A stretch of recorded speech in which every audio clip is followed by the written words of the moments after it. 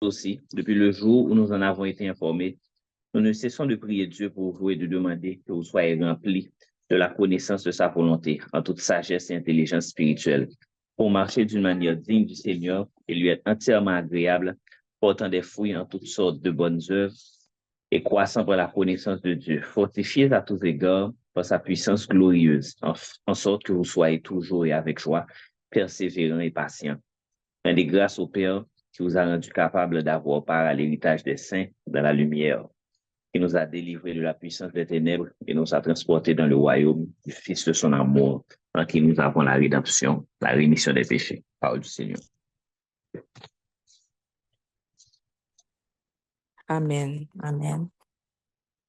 Merci Seigneur pour ta bonté. Merci Seigneur pour ta fidélité. Merci Papa pour tes compassions qui se renouvellent pour nous chaque matin. Merci Papa pour aujourd'hui. Merci Papa pour l'enseignement. Merci Papa pour cette série que tu nous as permis de couvrir. N'abdou merci Papa pour chaque membre communauté ça. Merci Papa pour tout ça au fait dans cœur yo, dans pensée yo à travers série ça. N'a pour mettre au moment ça. N'a demandé pour capable siéger dans mi-temps nous Papa. Pour capable commencer préparer cœur yo pour parole là capable tomber dans un terre qui capable porter fruit Papa. Alléluia. Pour semence là pas mourir, pour semence là pas tout fait, mais c'est pour lui porter fruit dans la vie yo, dans le nom précieux de Jésus. Amen. Amen. Aujourd'hui, nous allons voir le Dieu de Paul.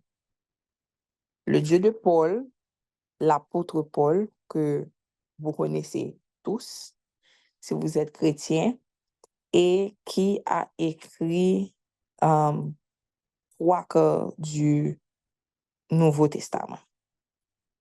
Le Dieu de Paul. Donc, on a vu le Dieu de Marie de Béthanie. On a vu le Dieu de la femme samaritaine. On a vu le Dieu de Joseph. Aujourd'hui, nous allons voir le Dieu de Paul. Je vous invite à prendre dans le livre des Actes des Apôtres, au chapitre 21. Je vais lire pour vous dans la version Louis II. Actes, chapitre 21, où Paul a été capturé et il voulait être mis à mort et torturé parce que à ce stade-là, il avait déjà eu sa rencontre avec le Seigneur et il était passé de quelqu'un qui tuait et persécutait les chrétiens à maintenant annoncer l'évangile.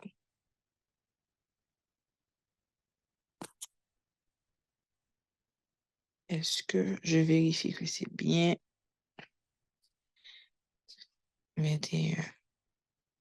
Non, excusez-moi, c'est Actes chapitre 22, pas 21. OK. Je vais lire pour vous dans la version Louis II. Donc là, c'est le discours de Paul qui est en train de se défendre auprès de ceux qui voulaient le mettre à mort ou l'emprisonner. Hommes, frères et pères, écoutez ce que j'ai maintenant à vous dire pour ma défense.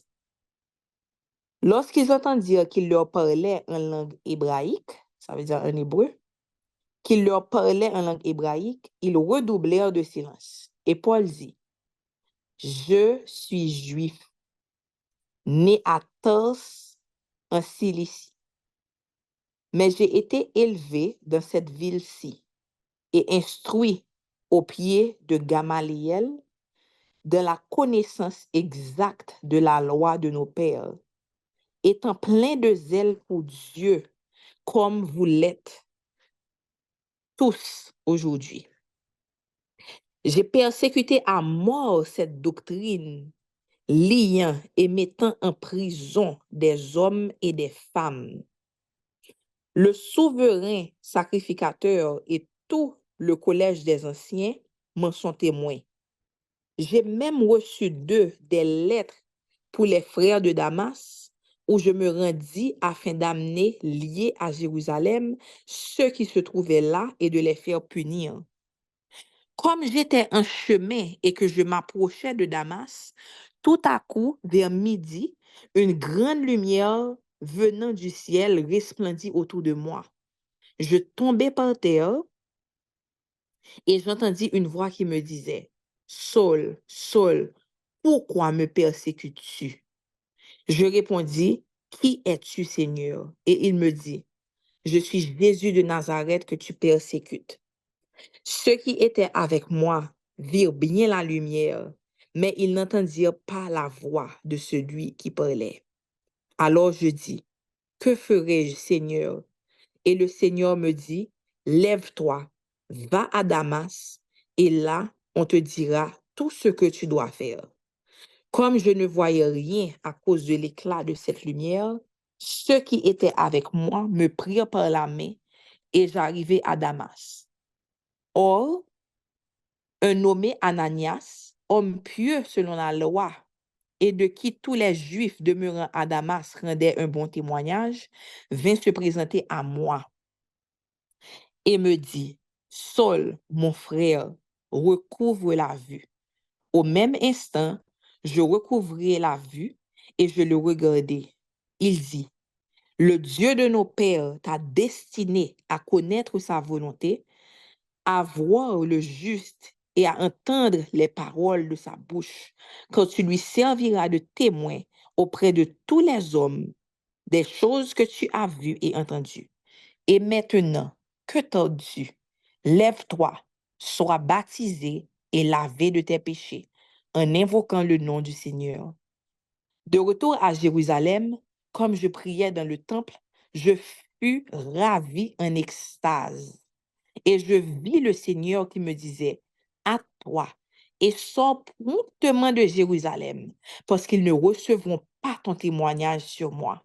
Et je dis, Seigneur, ils savent eux-mêmes que je faisais mettre en prison et battre de verges dans les synagogues ceux qui croyaient en toi, et que lorsqu'on répandit le sang d'Étienne, ton témoin, j'étais moi-même présent, joignant mon approbation à celle des autres et gardant les vêtements de ceux qui le faisaient mourir. Alors il me dit, Va, je t'enverrai au loin vers les nations. Amen. Là, vous avez un extrait de l'histoire de Paul. Là, vous voyez que Paul il avait été pris captif. Et tout ce qu'on vient de lire, c'était son discours pour pouvoir expliquer à ceux qui essayaient de le mettre à mort, à ceux qui essayaient de le punir, parce qu'il était en train de prophétiser l'évangile, qu'il était de ceux qui persécutaient les chrétiens et qui étaient persuadés qu'il fallait à tout prix exterminer tous ceux qui étaient en train de proclamer ce Jésus, de proclamer que Jésus était Seigneur. Étienne, qui était le premier martyr chrétien, a été assassiné, on lui a lancé des pierres et Paul était présent. Il approuvait parce il était un étudiant de Gamaliel, donc ça veut dire que il avait une très bonne réputation, OK, de la communauté juive et il était en formation pour devenir aussi un maître sous Gamaliel, qui était un pharisien. Et il avait donné son approbation pour qu'on puisse lapider Étienne et il avait même tenu entre ses mains les vêtements de ceux qui allaient le lapider pour qu'il soit plus à l'aise, probablement. Donc là, il est en train de dire à ceux-là que voici mon témoignage, j'étais de ceux qui persécutaient les chrétiens. Comme vous, j'étais rempli de zèle pour protéger le judaïsme. Mais voici ce qui m'est arrivé.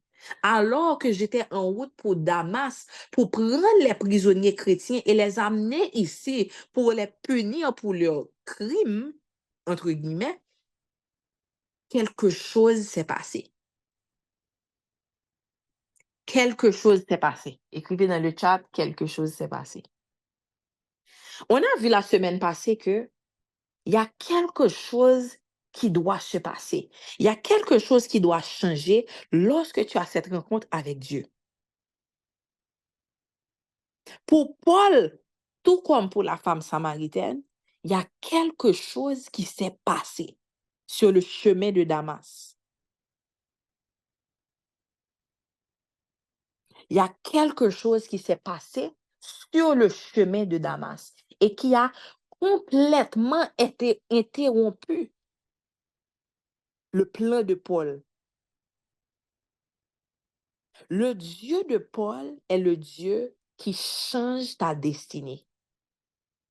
Il est le Dieu qui change ta destinée. Et frères et sœurs, je veux que vous soyez convaincus aujourd'hui que le Dieu qui a changé la destinée de Paul est aussi le Dieu qui veut et qui peut changer ta destinée.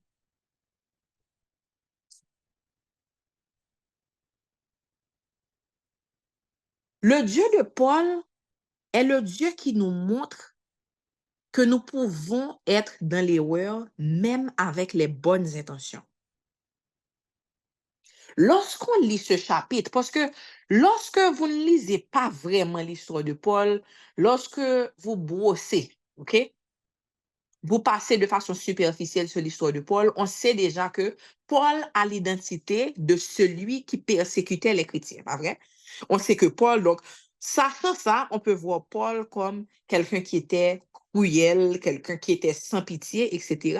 Mais lorsqu'on lit le témoignage de Paul de l'Acte des Apôtres, chapitre 22, il a dit quelque chose de très important. Il a dit que je suis juif, né à Tars, en Cilicie, mais j'ai été élevé dans cette ville-ci et instruit au pied de Gamaliel dans la connaissance exacte de la loi de nos pères, étant plein de zèle pour Dieu, comme vous l'êtes aujourd'hui. Il avait du zèle pour quoi? Il avait du zèle. Est-ce qu'il avait du zèle pour tuer les chrétiens? Est-ce qu'il avait du zèle pour le meurtre? Est-ce que c'est ce qu'il a dit? Est-ce qu'il avait le zèle pour persécuter, pour son bon plaisir? Il avait un zèle pour Dieu. Et son intention, parce que c'était quelqu'un qui connaissait la loi, il a été instruit sous Gamaliel dans l'exactitude de la loi de leur père. Donc, Paul avait un zèle pour protéger la loi, pour défendre l'enseignement, pour défendre la foi de leur père. Il avait un zèle. Son intention, son zèle n'était pas pour faire tuer, son zèle n'était pas pour persécuter, mais c'est parce qu'il avait un amour pour Dieu. Cependant, la question c'est, est-ce que tu connais bien le Dieu que tu professes aimer? Même avec de bonnes intentions, tu peux être sur le mauvais chemin. Et c'est ça l'histoire de Paul. Il avait un zèle pour la loi. Et Jésus, il est venu pour nous amener, pour retirer le voile de nos yeux, pour qu'on arrive à une connaissance parfaite du Dieu qui nous a aimés. Parce que la loi avait été donnée par Moïse. Mais comme dans le livre de Jean, la parole de Dieu nous dit, la loi est venue par Moïse, mais la grâce est venue par Jésus-Christ. La loi était l'ombre des choses à venir. La loi est importante. Mais cependant, la loi ne peut sauver. La loi est là pour mettre encore plus de lumière sur le fait que nous ne pourrons jamais être sauvés sans Dieu. La loi est là pour mettre l'emphase sur le fait que la loi seule ne fait que pointer sur notre faiblesse et notre incapacité de plaire à Dieu à cause du péché qui est en nous.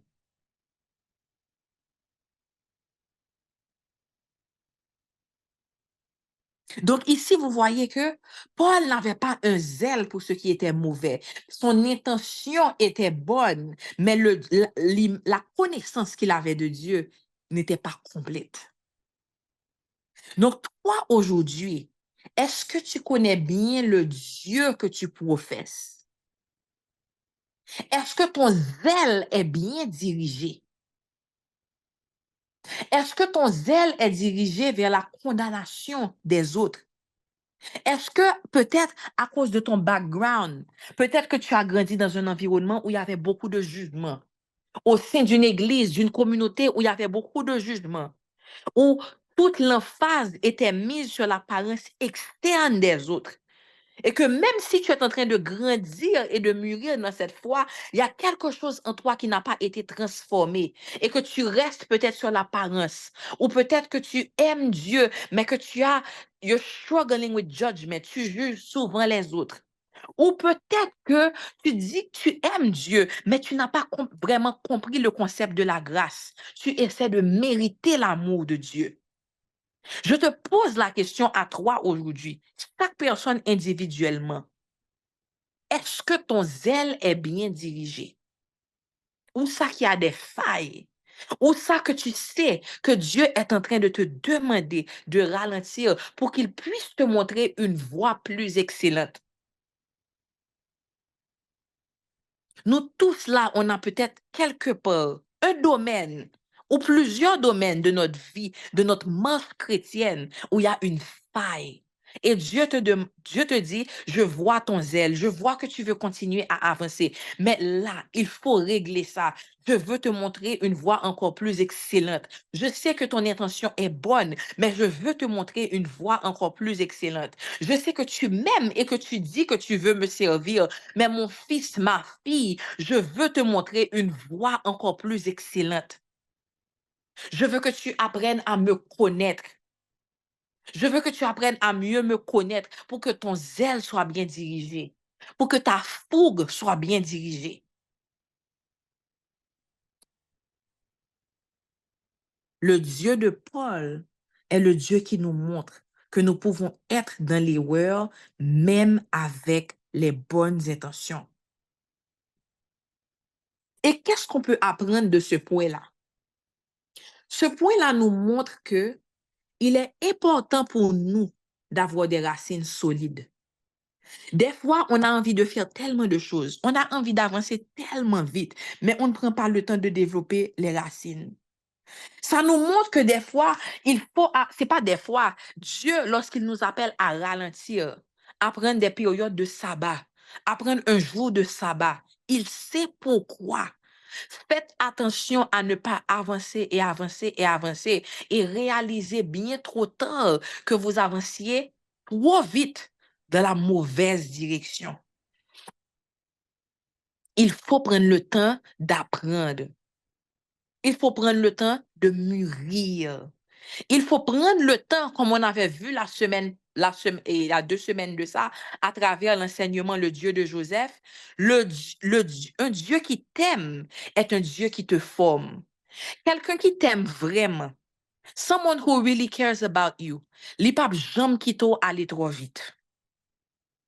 Li pa jam kito aller trop vite parce que li connaît que plus tu vas vite dans l'ignorance, c'est plus ta chute sera grande, plus ta douleur sera grande quand tu vas tomber. Et c'est pour ça que à Dassault, dans cette communauté, on insiste vraiment. Pas juste qui t'a là et puis ou vini ou t'en des enseignements le mercredi. Approfondis avec ta cellule. Lorsqu'on partage les questions de réflexion, fais-le, retourne dessus pour que tu sois vraiment sûr de grandir. Lorsque Paul a eu cette rencontre miraculeuse avec le Seigneur, pendant qu'il était en route pour Damas, il a été aveuglé par la lumière de Dieu. Et ça a pris environ 3 jours pour lui, pour qu'il puisse recouvrir la vue. Écrivez dans le chat, je dois ralentir. Parce que Dieu, il nous aime tellement qu'il nous pousse à ralentir. Des fois, il vous met dans une situation pour te dire, hey, je sais que tu allais vite. Je sais que tu voulais arriver vite. Je sais que tu voulais monter les échelons vite. Mais écoute, il faut d'abord que tu aies des racines solides. Ne vois pas ce ralentissement, ne vois pas cette période de pause, ne vois pas la période où je t'isole un peu comme un step back, mais vois-le comme un Dieu qui t'aime et qui souhaite que tu aies des racines pour tenir ferme au temps de la tempête. Le deuxième point, frères et sœurs, donc le premier point, c'était que le Dieu de Paul est le Dieu qui nous montre que nous pouvons être dans l'erreur même avec de bonnes intentions. Mais le deuxième point, c'est que le Dieu de Paul est un Dieu qui choisit qui il veut. Le Dieu de Paul est le Dieu qui nous montre qu'il peut choisir qui il veut.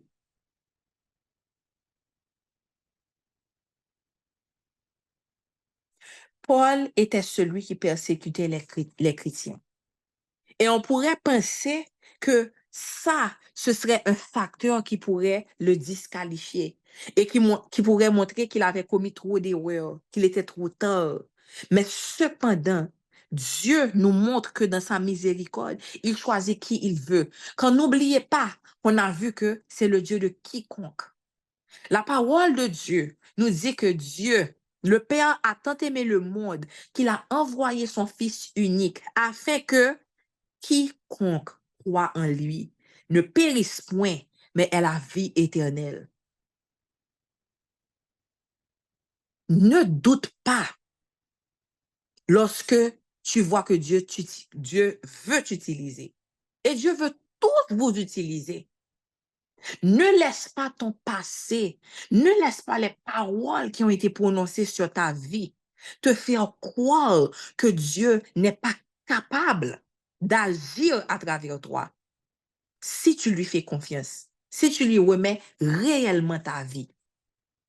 Ne crois pas que parce que tu as eu un avortement ou que parce que, quel que soit ce qu'il y avait dans ton passé, parce que tu faisais des drogues, parce que quel que soit ce qu'il y a dans ton passé, Dieu est le Dieu qui utilise qui il veut.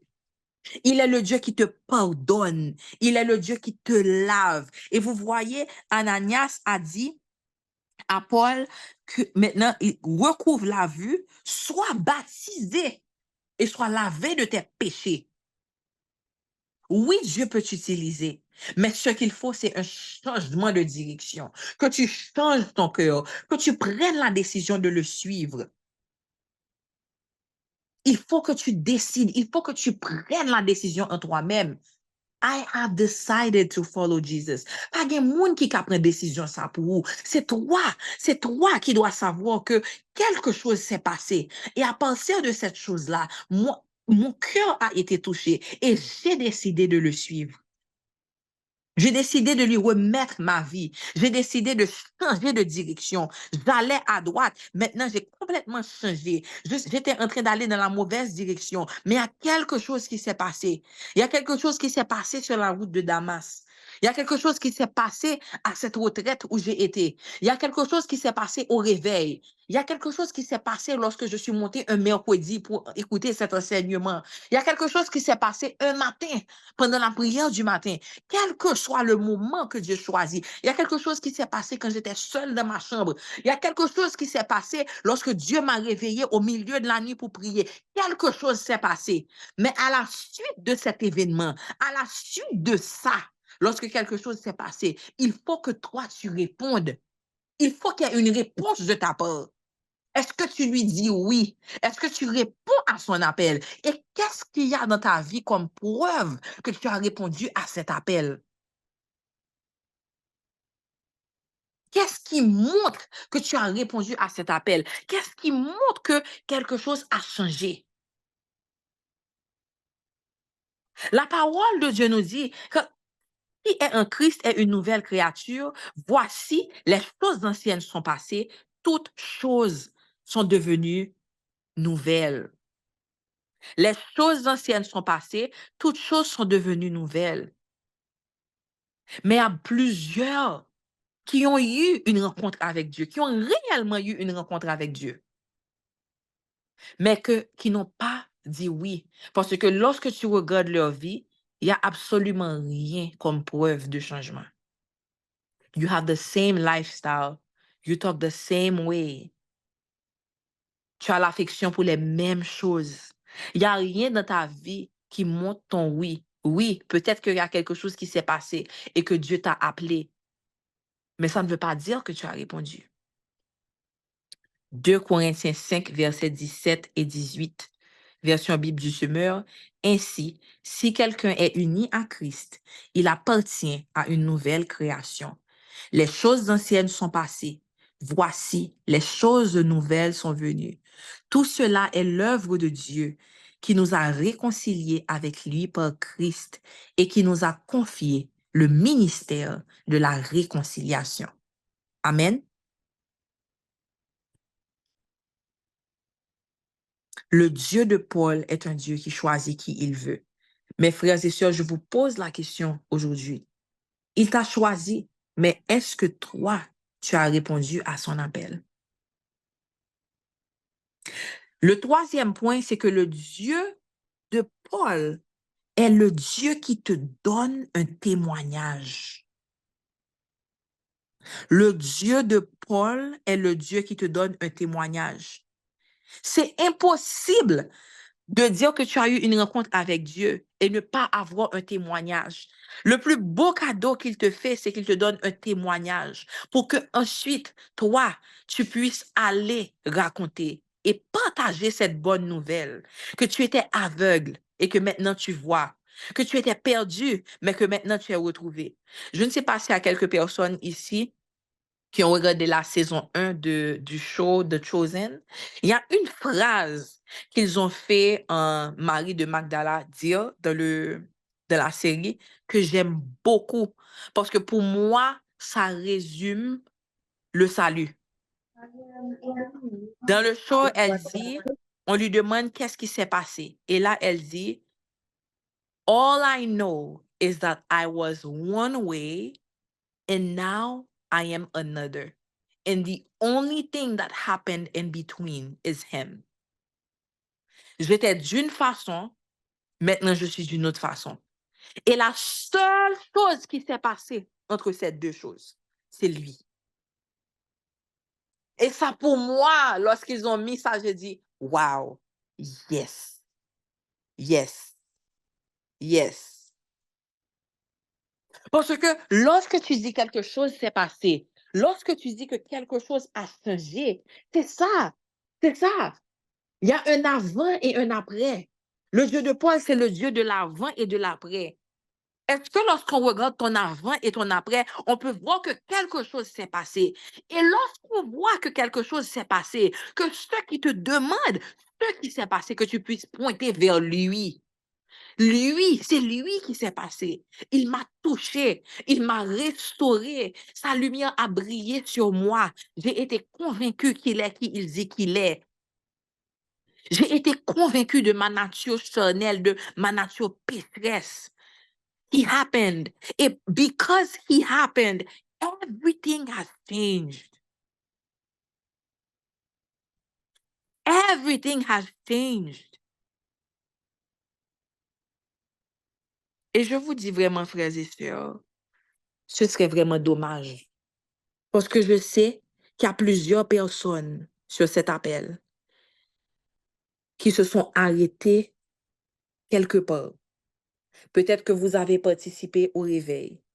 Peut-être que vous êtes venu à une des retraites de Dasok. Peut-être que Dieu vous a touché à un moment pendant un des enseignements ou quel que soit le moment. And you started. Il y a quelque chose qui a commencé dans ton cœur et les changements ont commencé à arriver. Mais cependant, tu t'es arrêté là. Tu t'es arrêté là. Tu as été touché, c'est vrai. Mais tu n'as pas continué, tu n'as pas laissé la transformation se faire au point où ceux qui sont autour de toi peuvent voir que tu es celle de la terre et lumière du monde. Frères et sœurs, je vous dis, ne commettez pas cette erreur. Ne t'arrête pas là. Dieu a plus pour toi. C'est comme si tu dois arriver à 100 dans ta vie chrétienne sur terre, tu es toujours à 10. Et ce serait vraiment dommage que lorsque ton parcours sur cette terre, que lorsque ton parcours ici-bas finisse, que Dieu te montre tout ce qu'il avait pour toi. And all he had called you to do. Et que tu regrettes, que tu vois que tu t'étais arrêté là. Parce que tu t'étais contenté de juste dire que, OK, j'ai eu cette rencontre avec Dieu, je crois en Jésus. Mais il t'appelait à plus. Il t'appelait à être utilisé pour délivrer les autres. Il t'appelait à prêcher. Certains d'entre vous, vous êtes appelés à prêcher. Certains d'entre vous, vous êtes appelés à être ordonnés, des pasteurs et tout. Mais vous vous êtes arrêtés là. Ne t'arrête pas là. Lorsque Paul a eu sa rencontre avec Jésus sur la route de Damas, il a passé 3 ans dans le secret, à réétudier le Torah à la lumière de Christ. Il a réétudié la loi, mais avec une nouvelle information, parce que quelque chose s'était passé. Et il a pris le temps de changer ses pensées, de laisser Jésus-Christ lui-même changer ses pensées et rediriger tout ce qu'il savait pour maintenant être prêt pour la mission pour laquelle Dieu l'avait appelé. Et comme Ananias a dit, Dieu t'avait déjà prédestiné. Toi aussi aujourd'hui, sache que Dieu t'avait déjà prédestiné. Dans le livre d'Éphésiens, il dit qu'il nous avait déjà prédestinés dans son amour à être ses enfants d'adoption. Tu avais déjà été prédestiné. Lorsque le monde était formé par la parole, il te connaissait déjà. Et c'est pour ça que jamais tu ne seras satisfait dans ta vie ici-bas si tu ne marches pas dans ce pourquoi il t'a créé.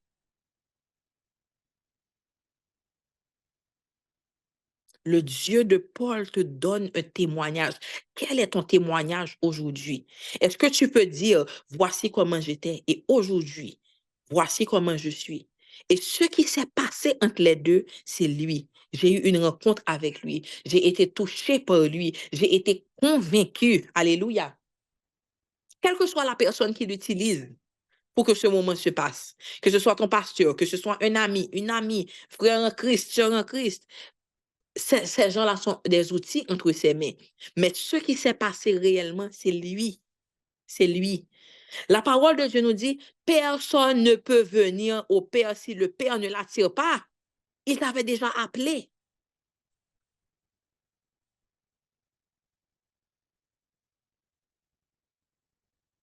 Et frères et sœurs, le dernier point, c'est que le Dieu de Paul est le Dieu qui utilise ce qu'il a placé en toi pour sa gloire.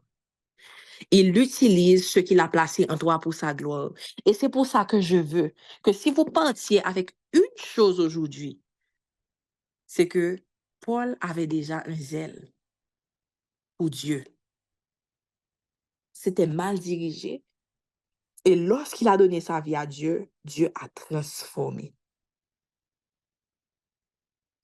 Et vous savez que si vous ne pouvez pas croire à la transformation de Paul, vous ne pouvez pas croire à la Bible.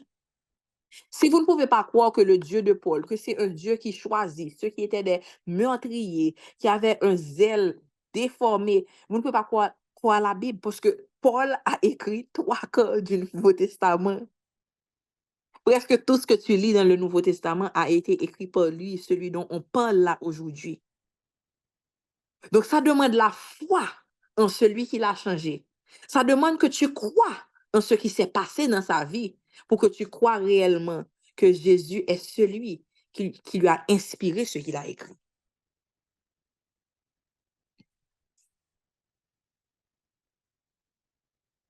Il faut que tu crois que c'est réel.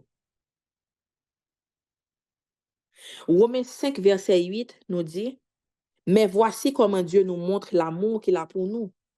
Alors que nous étions encore pécheurs, Christ est mort pour nous. » Il n'a pas attendu que tu sois transformé, mais il est mort pour toi à la croix, afin que quiconque croit en lui, afin que toi, Toi qui crois en lui, parce qu'il savait que un jour, tu serais exposé à l'évangile et que tu aurais un choix de dire oui ou non.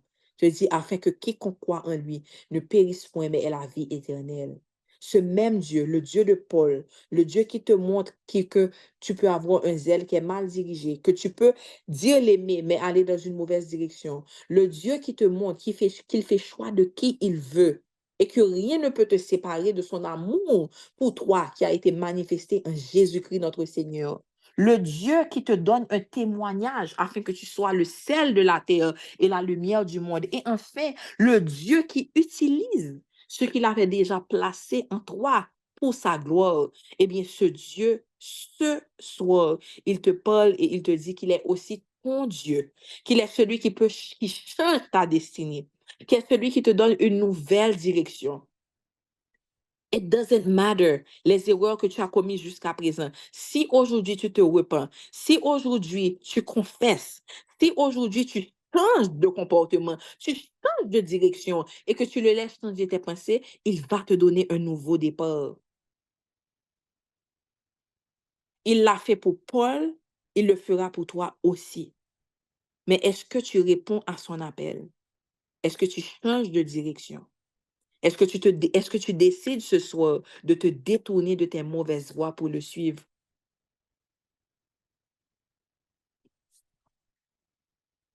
On va avoir un moment, je sens que ce moment-là, on doit avoir un moment de confession.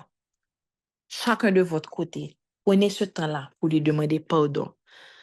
Si cet enseignement vous a touché, s'il a utilisé une parole pour vous montrer qu'il y a quelque chose qui n'a pas été fait, s'il vous montre que vous vous êtes arrêté un chemin, mais alors qu'il vous demandait de continuer à avancer, décidez ce soir. Prenez un moment personnel avec Dieu, de là où vous êtes en cet instant, pour dire, Seigneur, ce soir même, je change de direction. Je vais continuer à avancer. Je sais que je me suis arrêté en chemin, Seigneur. Je sais que je n'ai pas continué à mûrir comme tu me demandais de mûrir. Je sais que tu ne m'appelles pas seulement à vivre une vie chrétienne où je sais dans mon cœur que je suis un chrétien. Je sais peut-être que tu m'appelles à prêcher. Je sais que tu m'appelles à évangéliser. Je sais que tu m'as déjà montré que je serai pasteur, que je serai ordonné apôtre, que je serai docteur que je serai enseignant, je serai docteur de théologie. Quel que soit ce qu'il vous a montré, quel que soit ce qu'il vous a montré, si vous savez que vous vous êtes arrêté en chemin, demandez-lui pardon et déclarez ce soir, Seigneur, ce soir, je change de direction. Et si c'est vous, écrivez dans le chat, je change de direction. Et je vais prier pour vous, je vais vous couvrir dans la prière. Que le Seigneur vous guide, que le Seigneur vous montre la voie et qu'il vous donne toujours la force, même lorsque vous serez fatigué, même lorsque vous serez découragé. Que parce que vous avez décidé ce soir de changer de direction et de lui tenir la main et de faire confiance au Saint-Esprit et de ne pas vous appuyer sur vos propres forces, il sera là. Il sera là pour vous relever. Il sera là pour renouveler vos forces. Il sera là pour vous montrer comment faire. Il sera là pour raffermir vos pas, pour vous montrer comment avancer. Oh Seigneur, tu vois tes fils et tes filles qui déclarent ce soir qu'ils changent de direction, Seigneur. Quelles que soient les erreurs qu'ils aient commises dans le passé, Seigneur, quelles que soient toutes les fois où ils ont été dans la mauvaise direction, Seigneur. Oh oui, Seigneur, certains d'entre eux avaient un zèle, Seigneur, qui était mal dirigé. Certains d'entre eux avaient une mauvaise connaissance de qui tu es. Certains d'entre eux n'avaient pas compris le concept de la grâce. Certains d'entre eux avaient toujours des séquelles de ce qui avait été planté en eux dans leur environnement. Certains d'entre eux étaient toujours focus sur la loi, Seigneur, sans comprendre, Seigneur, le sacrifice que tu as fait pour eux à la croix. Quel que soit, Seigneur, ce qui s'était passé, Papa, nous déclarons ce soir qu'ils changent de direction. Nous déclarons ce soir, Seigneur, qu'ils changent de direction. Nous déclarons ce soir, alléluia, ce soir, Seigneur Jésus, Cassandra vient te dire qu'elle change de direction. Ce soir, Seigneur, Karina vient te dire qu'elle change de direction. Sarah Jane change de direction, Seigneur. Caroline change de direction. Jennifer déclare qu'elle change de direction. Oh, Stéphane change de direction. Oh, ok, Flore ok. change de direction, Mal couvre. alléluia. J'ai Oh, l'impression la alléluia. Oh, finance. merci, Seigneur, alléluia. Ils sont en train de changer de direction, papa. Oh, alléluia. Koresh-kete-kete. Alléluia. Oh, ratatata. Oh, merci, Seigneur Jésus. Merci pour Grégory qui change de direction. Merci pour Betty qui change de direction. Pour Martine qui change de direction. Pour Koura qui change de direction. Merci pour Nayanka qui change de direction. Merci pour Perpétue qui change de direction. Merci pour Nelly qui change de direction. Merci pour Lucha Aurélus qui change de direction. Merci, Seigneur, quand Théo change de direction. Nancy change de direction. Rachel change de direction. Oh, merci pour Hermanda, papa, qui change de direction ce soir. Merci, papa, parce que Moïva déclare que ce soir, elle change de direction. Merci pour Wolensky, Seigneur, qui change de direction. Alléluia.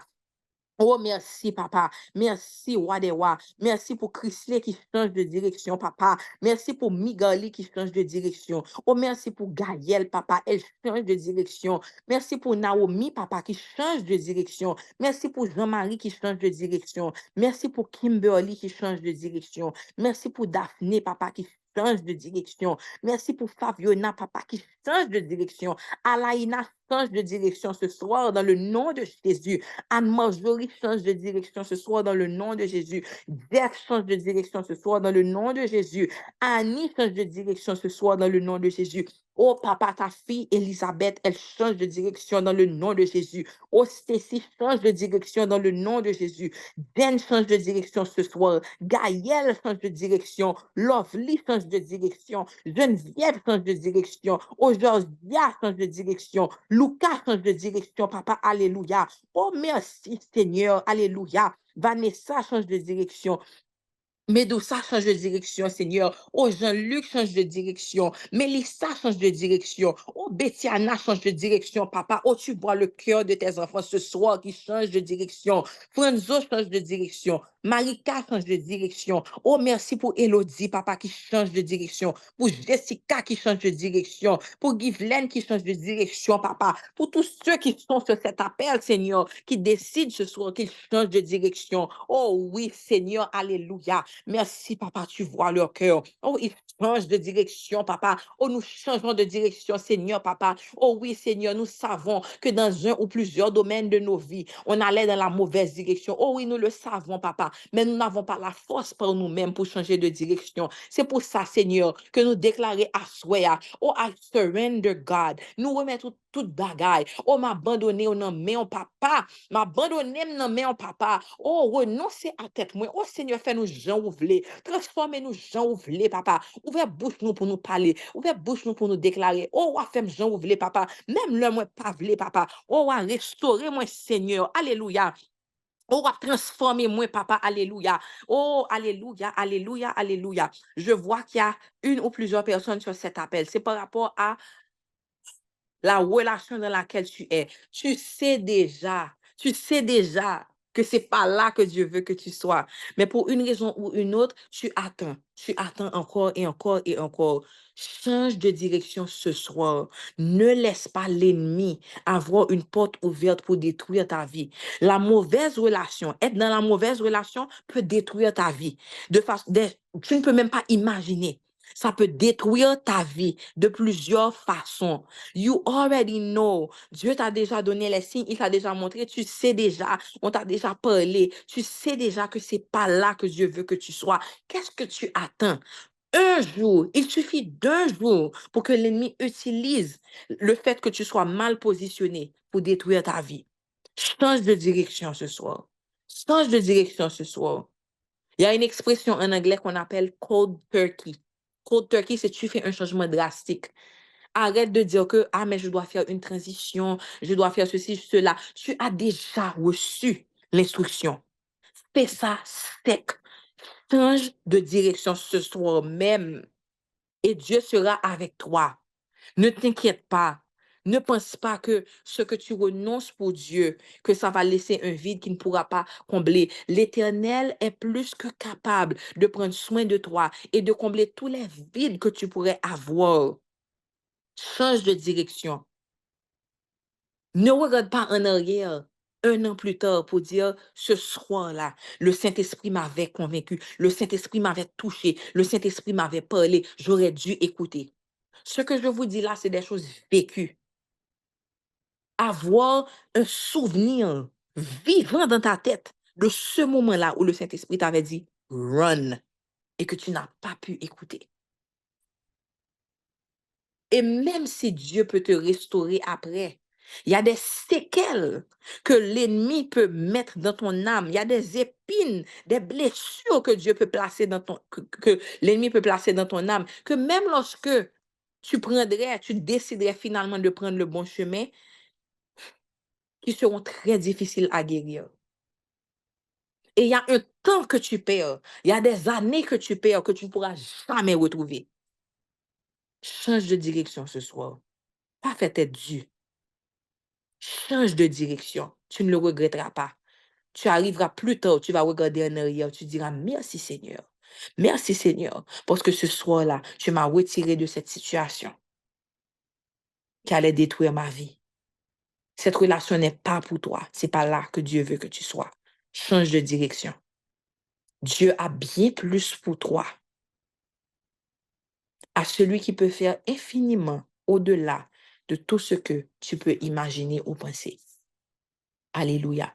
Seigneur, nous te disons merci pour cette soirée. Merci pour cet enseignement, papa. Merci pour ce que tu as fait dans leur cœur et ce que tu vas continuer à faire.